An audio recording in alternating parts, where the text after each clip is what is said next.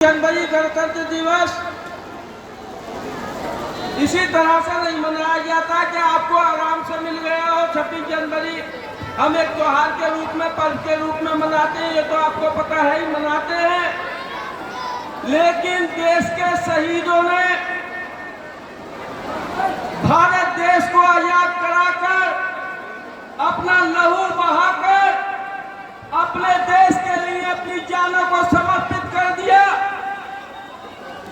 और अपने देश को आजाद करा दिया। और आजाद कराने के बाद आपको देश के लिए संविधान मिला, जिस संविधान से देश का शासन सरकार चलती है।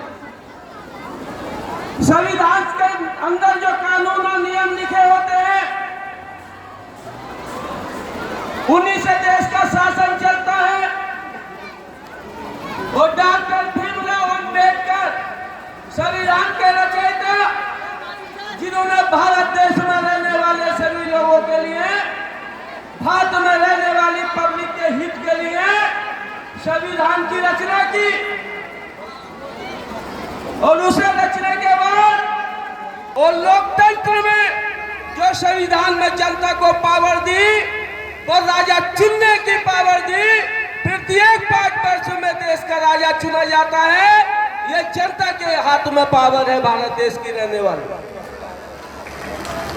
प्रिय बच्चों और साथियों, बुजुर्गों, दोस्तों, पहले पुराने समय में थोड़ा सा चले जाइए तो पहले रानियों के पेट से राजा पैदा होता था, क्योंकि राजा का उत्तराधिकारी देश का राजा बनता था। जो उसकी संतान होती थी, बेटी बेटे होते थे, वही राजा बनते थे।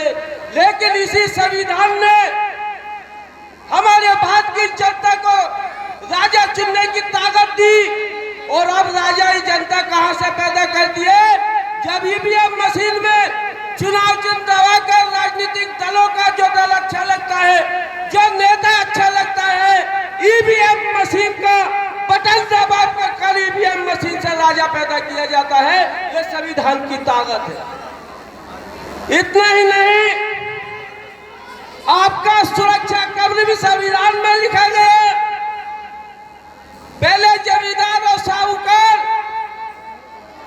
और जितने भी उच्च श्रेणी के लोग थे, गरीबों पर अत्याचार करते थे, शोषित वर्ग पर अत्याचार करते थे, उनका शोषण करते थे।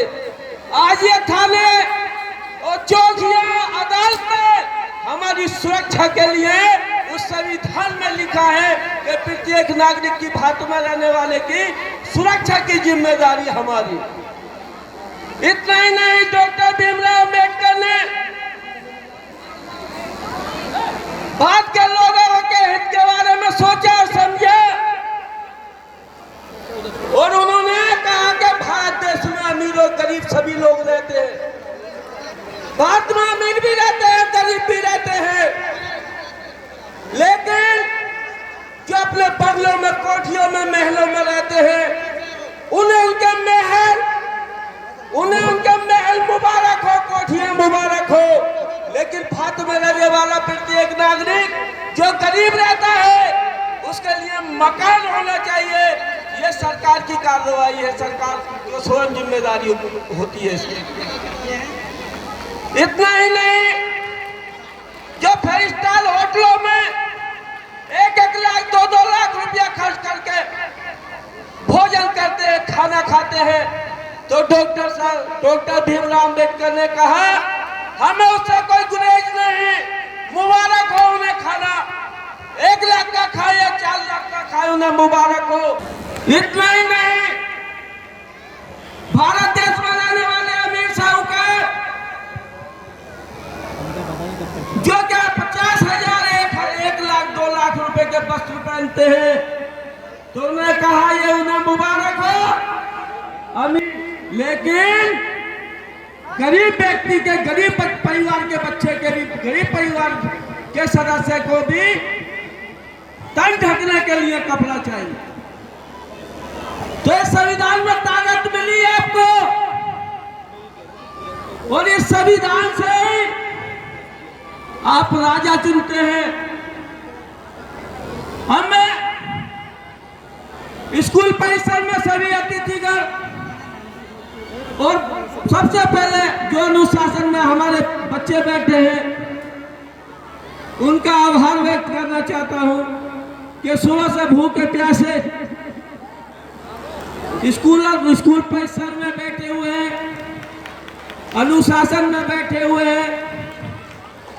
तो अभी आपके चौकी प्रभारी जी ने, विपिन सिंह जी ने आपको बताया, लेकिन मैं एक श्लोक के साथ आपको बताना चाहता हूं। संस्कृत का श्लोक में लिखा है, विद्या धनम सर्वधनम प्रधानम, नाचे चोर हारे नाचे राज हारे न भ्रांत राज्य। विद्या धन सबसे अच्छा धन है।